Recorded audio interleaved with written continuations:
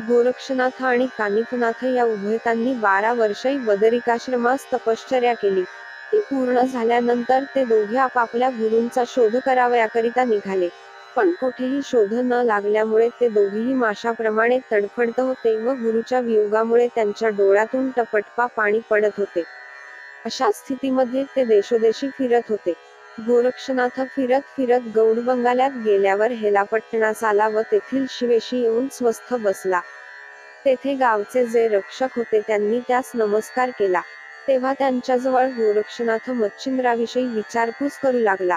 तेव्हा ते म्हणाले, तुम्ही म्हणता तो गोसावी येथे आला नव्हता, पण जालंधरनाथ या नावाचा एक गोसावी आला होता. तो सूर्यासारखा मोठा तेजस्वी असून आधाराशिवाय त्याच्या डोक्याच्या वर गवताचा भारा राहत असे. तो ते गवत रानातून आणत गावातील लोकांच्या गायींना घाली. तो येथे सुमारे 1 वर्षपर्यंत राहिला होता, पण पुढे तो कुठे व केव्हा गेला याची माहिती कोणास नाही. ह्या गोष्टीस आज सुमारे 10 वर्षे होत आली. त्या भाषण ऐकल्यानंतर मी तप सोडून त्याचा शोध करीत हिंडेन म्हणून गुरुने नाव पालटले असावे, अशा अनेक कल्पना त्याच्या मनात येऊन त्याला अतोनात दुःख झाले. त्या समय ईश्वरकृपेने गुरुची व तुझी भेट होईल, तू काही काळजी करू नकोस, अशी ते त्याची समजूत करीत होते. पुढे तो अंमळसा विवेक करून गावात भिक्षेस गेला. तो घरोघर भिक्षा मागावयास फिरत असता. तेथे जालंधरास पुरले होते. तेथे गेला व त्याने अलख शब्द करताच आतून जालंधरनाथाने आदेश केला. तेव्हा गोरक्षनाथाने आदेश करून आपले नाव काय म्हणून विचारिले. त्यावरून त्याने मला जालंधरनाथ म्हणतात असे आतून उत्तर दिले व तसेच त्याने त्यासही तुझे नाव काय व तुझा गुरु कोण म्हणून विचारिले. तेव्हा गोरक्षनाथाने सांगितले की, माझा गुरु मच्छिंद्रनाथ होय व या देहास गोरक्ष असे म्हणतात. मग तुमची ही अशी अवस्था कशी झाली वगैरे गोरक्षनाथाने विचारल्यावर जालंधराने सविस्तर मजकूर त्यास सांगितला. तो ऐकताच गोरक्षनाथ रागावून गोपीचंद राजाचे समूळ वाटोळे करून टाकण्याकरिता जालंधरापाशी आज्ञा मागू लागला. पण पुढील भविष्य जाणून त्याने त्यास या कामात हात घालण्याची मनाई केली. तो म्हणाला, तू या भरीस पडू नको व ही गोष्ट कोणाजवळ बोलू नको. तुझा व माझा शिष्य कानिफ ह्याची जेव्हा भेट होईल तेव्हा त्यास मात्र तू हे सर्व कच्चे वर्तमान सांग, म्हणजे तो येथे येऊन हरयुक्तीने नाथपंथाचा उत्कर्ष होण्यासाठी राजास बचावून मला खानसेतून बाहेर काढील. आता ही गोष्ट नीट लक्षात ठेवून तू तीर्थयात्रेस जा. मग गोरक्षनाथ आदेश करून तेथून निघाला. तो फिरत फिरत जगन्नाथास गेला. इकडे कानिफा गावगांना उपदेश करीत चालला होता. पुष्कळ लोकही त्याचे हौशीने शिष्य होत. त्याचा समागमे 700 शिष्य निरंतर असत. ते फिरत फिरत स्त्रीराजाच्या आसपास गेले. त्या राज्यात पुरुष वाचत नाही, हे सर्वांना ऐकून ठाऊक होते, म्हणून पुढे जाण्यास कोणी धजेना. पण कानिफाचाच स्त्रीराज्यात प्रवेश करण्याचा रोख दिसल्यावरून शिष्यमंडळीत मोठी गडबड उडून गेली. तरी त्यातून कित्येक असेही म्हणू लागले की, गुरुचे पाय मनापासून धरिल्यानंतर जीवाचे भय कसले आहे. तशातून तन, मन, धन इत्यादी सर्व आपण पूर्वीच ह्यास अर्पण केले आहे, तर आता जीवाची आशा धरून व्रतभंग करणे अनुचित कर्म होय. हा त्यांच्या मनसुब्याचा सर्व प्रकार कानिफाच्या लक्षात आला, म्हणून त्याने स्पर्शास्त्रमंत्र म्हणून भस्म तिन्ही दिशांकडे फेकिले आणि स्त्रीराजाचा मार्ग मोकळा ठेवून त्याशिवाय बाकीच्या सर्व दिशा भारून टाकल्या. त्याला असे करण्यास 2 कारणे होती. शिष्य पळून जाऊ नयेत एक आणि मारुतीचा भुभुंकार त्या ठिकाणी पोचू नये हा दुसरा. ह्याप्रमाणे व्यवस्था करून त्याने आपल्या शिष्यास जवळ बोलावून सांगितले की, मला आता स्त्रीराज्यात जावयाचे आहे, परंतु तो देश मोठा कठीण आहे. त्या ठिकाणी मारुती भुभुंकार करीत असतो, त्यामुळे तेथे पुरुष वाचत नाही. असे पुढचे देश मोठे कठीण आहेत व त्या देशांच्या यात्रा करून येण्याचा माझा मानस आहे. जर जालंधरनाथ गुरुच्या चरणी माझा खरा विश्वास असेल तर दंग्याधोक्याशिवाय मनात धरिलेल्या यात्रा करून सुरक्षित माघारा येईन. कदाचित जीवावर प्रसंगी येऊन प्राणहानी झाली तरी पुरविली, परंतु मनात आले आहे त्यापेक्षा तिकडे जाऊन यावयाचे खचित. तर आता तुमचा विचार कसा आहे तो कळवा. ज्यांची गुरुच्या चरणी पूर्ण निष्ठा असेल त्यांनी माझी संगत धरावी आणि ज्यांना जीवाची आशा असेल त्यांनी परत घरी जावे. कानिफाने असे सांगितल्यानंतर त्याच्या 700 शिष्यांपैकी अवघे 7 जण तेथे त्याच्याजवळ राहिले आणि बाकीचे सर्व परत चालले. आपण होऊन विचारल्याशिवाय जाणार होते, पण तेणेकरून मूर्खत्व मात्र पदरी आले असते. त्यापेक्षा गुरुजींनी आपण होऊन राजीखुशीने जावयास परवानगी दिली, ही गोष्ट फार चांगली झाली, हाच हर्ष मानून ते आनंदाने परत जाऊ लागले. ते गावच्या सीमेपर्यंत सुमारे 1 कोस लांब गेले, परंतु तेथे स्पर्शस्त्राने त्यास चिकटून धरिले. जागच्या जागी खिळून टाकिल्याने त्यास हालता चालता येईना. मग हात जमिनीवर ठेवून त्यांच्या नेटाने ते पाय सोडावयास पाहत होते, पण हातसुद्धा जमिनीस चिकटून ते सर्व ओळवे होऊन राहिले. इकडे कानिफनाथाने राहिलेल्या 7 शिष्यात विभक्त अस्त्रविभूती लावून सांगितले की, तुम्ही तिकडे जाऊन दुसरे शिष्य ओळवे होऊन राहिले आहेत, त्यांच्या पाठीवरून एक दगड ठेवा. अशी आज्ञा होताच ते 7 जण त्यांचा शोध काढीत तेथे गेले. ह्या 7 पाहताच बाकीचे सर्व शिष्य लज्जित झाले. मग त्यांची चांगली खरडपट्टी काढून गुरुने सांगितल्याप्रमाणे त्यांच्या पाठीवर दगड ठेविले. ते दगड देखील त्यांच्या पाठीस चिकटून गेले. मग ते शिष्य रडून त्या दुःखापासून सोडविण्यासाठी प्रार्थना करू लागले. तेव्हा ते 7 शिष्य म्हणले, जीवाची आशा धरून येथे खुशाल असा, गुरुजी देश पाहून आल्यानंतर तुम्हा सोडवून नेऊ. संकटापासून सोडविण्यासाठीच तर गुरु करावयाचा असतो, परंतु विश्वास धरणाराच तो मात्र फलद्रूप होतो. तेव्हा आपला अन्याय क्षमा करून स्त्रीराजात समागमे घेऊन जाण्यासाठी त्यांनी या 7 जणांचे पुष्कळ प्रकारांनी आर्जव केले व आमचा भ्रम उडून गुरुचा प्रताप समजला, असेही त्यांनी बोलून दाखविले.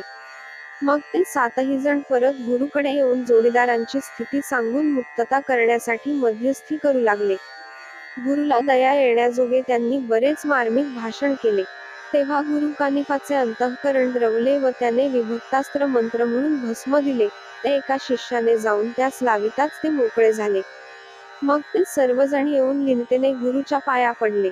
पुढे सर्व शिष्यांसह वर्तमान कानिफा स्त्रीराजात जावयास निघाला.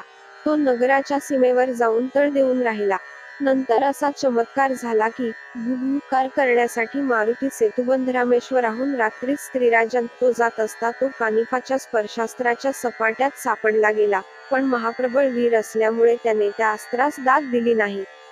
तो त्यांच्या तळापर्यंत येऊन पोचला. त्यावेळी स्पर्शास्त्राने हरकत केल्याची कल्पना त्याच्या मनात आल्यावरून येथे कोणीतरी प्रतापी असला पाहिजे, असेही त्याच्या मनात बिंबले. इतक्यात सीमेजवळ येताच त्यास नाथपंथाचे लोक दिसले. त्यावेळी मारुतीस असे वाटले की, आपण महाप्रयत्नाने स्त्रीराजात पाठविलेल्या मच्छिंद्रनाथास हे लोक जाऊन उपद्रव देतील व बोध करून त्याचे मन वळवितील. मग तोही यांच्या समागमे स्वदेशाला गेला तर केलेले श्रम फुकट जाऊन राणीचा मुखचंद्र उतरेल व तिचे हेतू जागच्या जागी राहून जातील. ह्यास्तव त्यांना दुर्बल करून परत लावण्यासाठी मारुतीने अतिविशाल असे बिंबरूप प्रगट केले आणि भूभुकार केला. तेव्हा सर्व शिष्य घाबरून गुरुजीच्या आड दडून बसले व रक्षण करण्याकरिता गुरुस विनंती करू लागले. त्यांचे अवसान गळून गेले असे पाहून कानिफाने त्यांस पुष्कळ धीर देऊन सांगितले की, पुढे काय चमत्कार होतो तो धैर्य धरून तुम्ही पहा, ह्यांच्यापासून तुम्हास मुळीच धक्का बसणार नाही. नंतर कानिफाने वज्रास्त्र सिद्ध करून भस्म मंत्रून फेकिले. ते कृत्य मारुतीच्या लक्षात आले. त्या क्षणीच तो आवेशाने मोठमोठे प्रचंड पर्वत कानिफाच्या अंगावर फेकू लागला.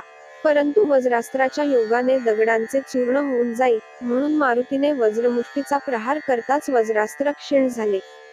ते पाहून कानिफनाथाने कालिकास्त्र, अग्न्यस्त्र, वासवास्त्र, वायवास्त्र अशी वरच्यावर सोडिली. तेव्हा अग्न्यास्त्रास वायास्त्राचे पुष्कळ पाठबळ मिळाल्याने त्याने प्रळय उडवून दिला. त्यावेळी मारुतीने सर्व इलाज केले, पण त्याचे काही चालले नाही. तो अगदी जेरीस येऊन गेला. मग, मी तुझा मुलगा असता, माझा तू प्राण घेऊ पाहत आहेस, तर मुलाची दुर्दशा पाहून कोणत्या तरी बापास सुख वाटणार आहे काय? अशा मतलबाची मारुतीने आपला पिता जो वायू त्याची बरीच स्तुती केली. तेव्हा पुत्राच्या ममतेस्तव वातास्त्र क्षीण झाले. मग कानिफाने मोहिनी योजना केली. त्याने मारुतीस काहीसे भ्रमिष्ट केले, तरी त्याने अग्न्यास्त्र समुद्रात जुगारून दिले. त्या तापाने समुद्राचे उदक कडू लागले. मग तो समुद्र मूर्तिमंत येऊन पाहू लागला असता कानिफा व मारुती यांचे युद्ध चाललेले दिसले. मारुती आपल्याकडून करवेल तितके उपाय योजून कानिफाचा पाडाव करावयास पाहत होता, परंतु त्याचे वर्चस्व कमी झाले नाही. उलट मारुतीच जर्जर होऊन मूर्छना येऊन जमिनीवर पडला. मग मूर्तिमंत वायुपुत्र मोहस्तव मारुतीजवळ गेला. इतक्यात मारुती सावध होऊन पुन्हा युद्धाची धामधूम करण्याच्या बेतात आहे असे पाहून वायूने त्याचा हात धरून सांगितले की, हे नाथ मोठे प्रबळ आहेत. पूर्वी मच्छिंद्रनाथाने तुझी कशी दुर्दशा करून सोडली होती याची आठवण कर. वाताकर्षणविद्या यांच्याजवळ पक्क्या वसत आहेत. यास्तव यांच्याशी सख्य करून तुझे कार्य साधून घे. सख्यत्वासारखी दुसरी योग्य युक्ती मला सुद्धा दिसत नाही, असा समुद्राचाही अभिप्राय पडला. मग ते मारुतीला घेऊन कानिफाजवळ गेले व त्यास परम प्रीतीने भेटले. कानिफानेही वायू व समुद्र यांस प्रेमाने नमस्कार केला आणि युद्ध का सोडलेस म्हणून मारुतीला विचारिले.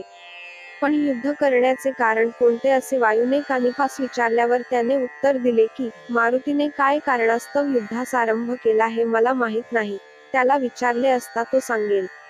तेव्हा मारुती म्हणाला, मी मोठ्या प्रयत्नाने मच्छिंद्रनाथास स्त्रीराज्यात पाठविले.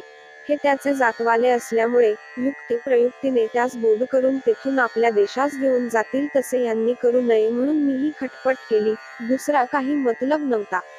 मच्छिंद्रनाथास यांचा उपद्रव होणार नाही, असे माझी खात्री पटण्यासाठी मला वचन देऊन त्यांनी खुशाल स्त्रीराज्यात गमन करावे. मग मारुतीचे म्हणणे कानिफाने मान्य करून त्यास वचन दिले. मग अग्नी, वायू व मारुती संतुष्ट होऊन आपापल्या ठिकाणी गेले. मग प्रातःकाळी कानिफा आपल्या शिष्यांसह वर्तमान निघून स्त्रीराज्यात गेला. तेथे तीर्थे करीत राजधानीचे मुख्य शहर जे शृंगाल मुरुडी येथे ते दाखल झाले. तेथे मैनाकिनी राणी मच्छिंद्रनाथास घेऊन सभेमध्ये सिंहासनावर विराजमान झाली होती. कानिफा आपल्या शिष्यांसह एका राजवाड्यात गेला. तेव्हा द्वारपाळांनी तपास करून 700 शिष्यांसह कानिफनाथ या नावाचा जती आल्याचे वर्तमान मच्छिंद्रनाथास कळविले. ते ऐकून गोरक्षनाथ आपले नाव बदलून मला न्यावयास आला असावा, असे वाटून त्यास फार वाईट वाटले. आता आपण या विषयविलासाच्या अनुपम सुखास अंतरणार, हाच विचार त्याच्या मस्तकात भरून गेला. तेणेकरून तो दिलगीर झाला.